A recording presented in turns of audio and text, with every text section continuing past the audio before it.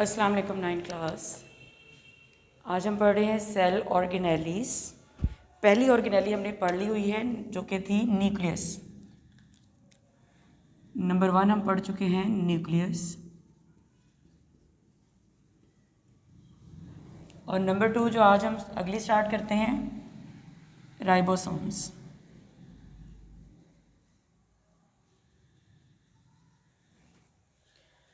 Ribosomes क्या होते हैं? अगर हम सेल में इनकी जगह देखें तो ये कहाँ पर मौजूद होते हैं?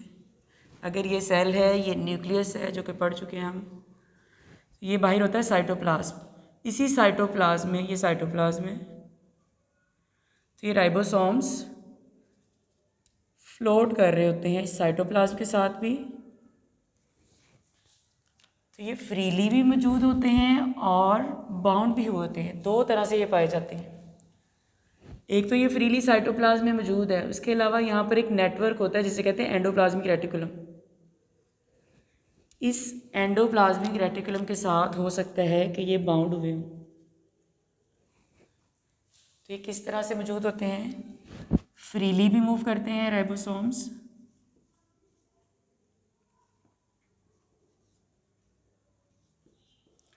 फ्रीली फ्लोट कर रहे होते हैं। कहाँ पर? In cytoplasm. और यहाँ पर बाउंड हुए होते हैं किसके साथ? एंडोप्लाज्मिक रेटिकुलम के साथ। एंडोप्लाज्मिक रेटिकुलम क्या होता है? एक नेटवर्क होता है जो कि प्लाज्मा मेम्ब्रेन से न्यूक्लियर इन्वेलप तक फैला हुआ होता है। एंडोप्लाज्मिक रेटिकुलम भी दो तरह की होती हैं, कुछ राइबोसोम के साथ, कुछ के साथ राइबोसोम बाउंड हुए होते हैं, कुछ बगैर राइबोसोम्स के होती हैं। तो जिन एंडोप्लाज्मिक रेटिकुलम के साथ राइबोसोम्स अटैच हो जाते हैं उन्हें हम कहते हैं रफ एंडोप्लाज्मिक। जिनके साथ राइबोसोम्स अटैच नहीं होते उन्हें हम कहते हैं स्मूथ एंडोप्लाज्मिक। ये हम अलग से नेक्स्ट आगे ऑर्गेनेली जहाँ पर ये आएंगी वहाँ पर इनको डिटेल से भी पढ़ेंगे। तो राइबोसोम्स यहाँ तो फ्रीली फ्लोट कर रहे होते हैं साइटोप्लाज्म में, या फिर बाउंड होते हैं किसके साथ? एंडोप्लाज्मिक रेटिकुलम के साथ। उसके बाद इनकी कंपोजिशन, ये किससे मिलकर बने होते हैं? कंपोजिशन क्या है? ये तकरीबन मिलकर बनते हैं ऑलमोस्ट, राइबोसोम किससे मिलकर बने होते हैं? ऑलमोस्ट इक्वल अमाउंट ऑफ क्या? Almost equal amount of ribosomal RNA and protein. यानी इसका मतलब है कि ये राइबोसोमल आरएनए और प्रोटीन की बराबर मिकदार में, यानी ये दोनों चीज़ें बराबर होती हैं और ये दोनों मिलती हैं तो एक राइबोसोम बनता है। Ribosomes are made of almost equal amount of ribosomal RNA and protein.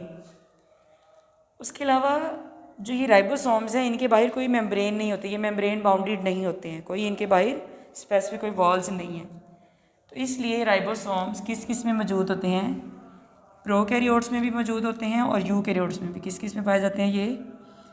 Prokaryotes में भी पाए जाते हैं और यूकैरियोट्स में भी होते हैं। बट डिफरेंस क्या है? जो यूकैरियोट के राइबोसोम्स हैं वो स्लाइटली लार्जर होते हैं, slightly larger in eukaryotes. Eukaryote में जो राइबोसोम होंगे, दूसरी तरफ प्रोकैरियोटिक सेल के राइबोसोम, डिफरेंस क्या होगा? यूकैरियोट के राइबोसोम साइज में थोड़े से लार्जर होंगे। स्लाइट का मतलब बिल्कुल थोड़े से, माइनर सा डिफरेंस होगा। उसके बाद एक बहुत इंपॉर्टेंट शॉर्ट क्वेश्चन आ जाता है, छोटा सा एक क्वेश्चन है, फंक्शन बताएं राइबोसोम का। क्योंकि राइबोसोम्स क्या करते हैं? राइबोसोमल आरएनए से मिलकर बने हुए हैं, तो इनका काम ही क्या है? और इसके अलावा प्रोटीन से, तो इनका काम क्या है? Protein synthesis. फंक्शन हो गया इनका प्रोटीन सिंथेसिस। सेल के लिए जितनी भी प्रोटीन सेल को चाहिए है नई ऑर्गेनेलीज, न्यू स्ट्रक्चर्स बनाने के लिए, उसके लिए ज़रूरत होती है प्रोटीन की। और प्रोटीन कौन बना रहे होते हैं? ये राइबोसोम्स। तो प्रोटीन सिंथेसिस सेल के लिए बहुत ज़्यादा ज़रूरी है, इसलिए राइबोसोम बहुत ज़्यादा तादाद में पाए जाते हैं। और राइबोसोम किससे मिलकर बना होता है? लास्ट में ये भी है, राइबोसोम 2 सब यूनिट से मिलकर बना होता है। किससे मिलकर बनता है? 2 सब यूनिट से।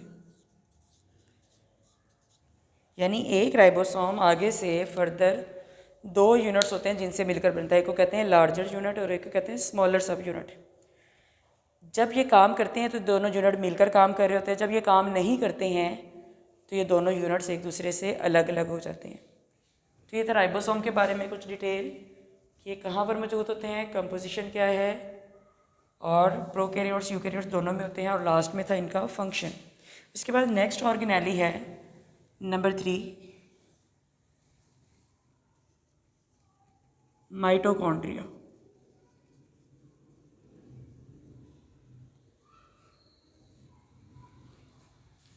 माइटोकॉन्ड्रिया क्या है? सबसे पहले डायग्राम में ही देख लेते हैं। ये अगर हम सेल ड्रॉ करते हैं, न्यूक्लियस यहाँ होता है। अब हम जितनी भी ऑर्गेनेलीज पढ़ रहे हैं वो सारी की सारी कहाँ होंगी? साइटोप्लाज्म में फ्रीली फ्लोट कर रही होंगी। कुछ जो है वो किसी के साथ बाउंड हुई होती है। तो अगर हम यहाँ पर कहीं शो करें कि ये क्या है? माइटोकॉन्ड्रिया। कैसा होता है? Double membrane bound. एक मेम्ब्रेन बना दी है, दूसरी वाली है।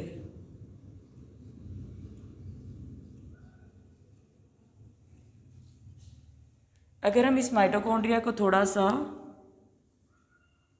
बड़ा करके इसका स्ट्रक्चर बनाएं तो ये कैसा होगा?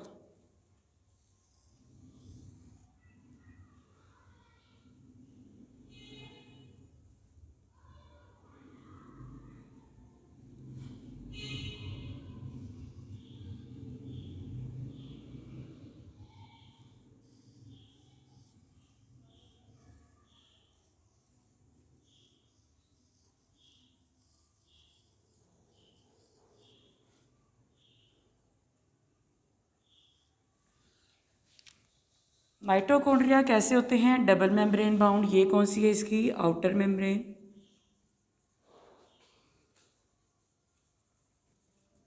और ये अंदर वाली जो है ये इनर मेम्ब्रेन है।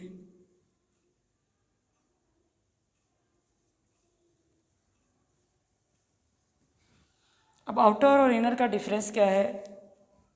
और ये जो डबल मेम्ब्रेन बाउंड ऑर्गेनेलीज होती हैं ये सिर्फ किस में मौजूद होती हैं? यूकैरियोट्स में। नंबर 1 ये कैसा है? डबल मेम्ब्रेन बाउंडेड ऑर्गेनेली है ये।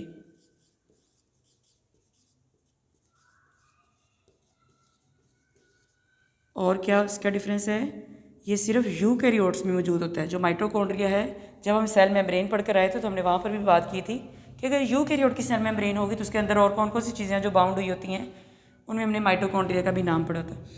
तो माइटोकॉन्ड्रिया प्रोकैरियोट्स में नहीं होता है, सिर्फ यूकैरियोट्स में होता है।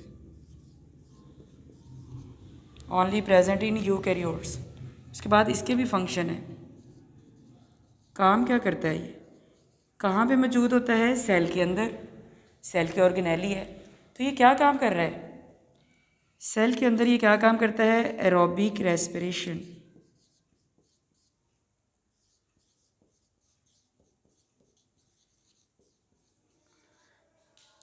रेस्पिरेशन क्या है? हमारा सारा जो सांस लेने का अमल है ये 2 तरह से होता है। एक एरोबिक होता है, एक एनारोबिक होता है। अगर ऑक्सीजन की प्रेजेंस में होगी रेस्पिरेशन तो हम कहते हैं एरोबिक रेस्पिरेशन।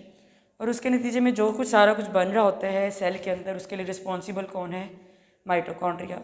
जब एरोबिक रेस्पिरेशन हो रही है तो उसके नतीजे में बनेगी क्या? एनर्जी। तो एरोबिक रेस्पिरेशन करवाते हैं तो एरोबिक रेस्पिरेशन के नतीजे में एनर्जी भी बनती है। तो मेजर एनर्जी प्रोडक्शन सेंटर भी कौन है? माइटोकॉन्ड्रिया। तो सेल के अंदर एनर्जी भी कौन बनवा रहा है? माइटोकॉन्ड्रिया। एनर्जी प्रोडक्शन सेंटर है ये।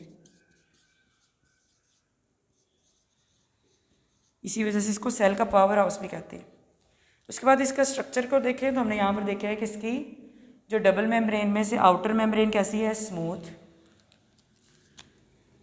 आउटर मेम्ब्रेन है स्मूथ, जबकि इनर मेम्ब्रेन कहीं कहीं से अंदर की तरफ फोल्ड बना रही है। ये जो फोल्ड बना रही है इन्हें फोल्ड्स को कहते हैं क्रिस्टी। जैसे ये फोल्ड है, ये जो फोल्ड्स हैं इनको कहते हैं क्रिस्टी। फोल्डिंग्स क्या कहला रही हैं? क्रिस्टी। अब ये क्रिस्टी क्यों बनती हैं? इनसे फ़ायदा क्या होता है? ये नुकसान क्या है? इसी चैप्टर में जब हम ब्रेन वाला टॉपिक पढ़े थे तो जब हमने वहाँ पर देखा था कि सेरिब्रम जो कि लार्जेस्ट पार्ट है ब्रेन का, वो भी क्या है, फोल्डिंग की शक्ल में मौजूद होता है, ताकि कम जगह में चीज़ क्या हो, ज़्यादा, उनको ज़्यादा जगह नहीं ज़रूरत नहीं पड़ती है। अब अगर यही वाला स्ट्रक्चर अगर हम सीधा करके बनाते तो जगह ज़्यादा चाहिए थी, लेकिन इतनी ही जगह में ये फोल्डिंग के साथ वहीं पर पूरा आ गया इतनी जगह में। तो इससे फ़ायदा क्या होता है, कम जगह में जगह उतनी ही ले रहा है लेकिन चीज़ ज़्यादा है और वो काम भी ज़्यादा कर रही है। अगर ये सिर्फ जैसे बाहर वाली लेयर है इतना ही होता है इसी तरह से सीधी सीधी, तो काम क्या होना था, कम होना था। तो हम क्या इसके लिए एक वर्ड यूज़ करते हैं, क्रिस्टी से होता क्या है, सरफेस एरिया। सरफेस एरिया बढ़ जाता है, ये सरफेस जो है अब ज़्यादा हो गई है।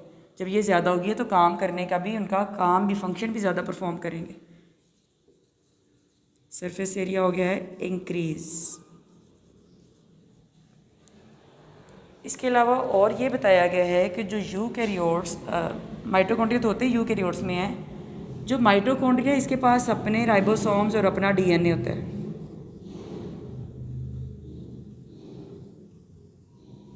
ये डीएनए और ये इसके पास अपना राइबोसोम है, अपने राइबोसोम्स और अपना DNA.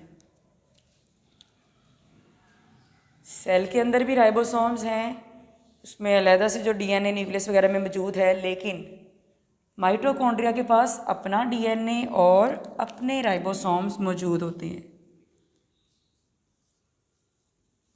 On DNA and ribosomes. लेकिन इसके राइबोसोम में फ़र्क क्या है, माइटोकॉन्ड्रिया सिर्फ किस में मौजूद होता है, यूकैरियोट्स में, लेकिन इसके अंदर जो राइबोसोम्स हैं वो किसके जैसे होते हैं,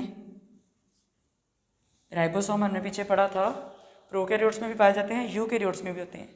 इसका मतलब राइबोसोम प्रोकैरियोट्स में, यूकैरियोट्स दोनों में होते हैं, जबकि माइटोकॉन्ड्रिया सिर्फ यूकैरियोट में है। लेकिन उसके अंदर पाए जाने वाले राइबोसोम्स किससे मिलते जुलते हैं, दे रिजेंबल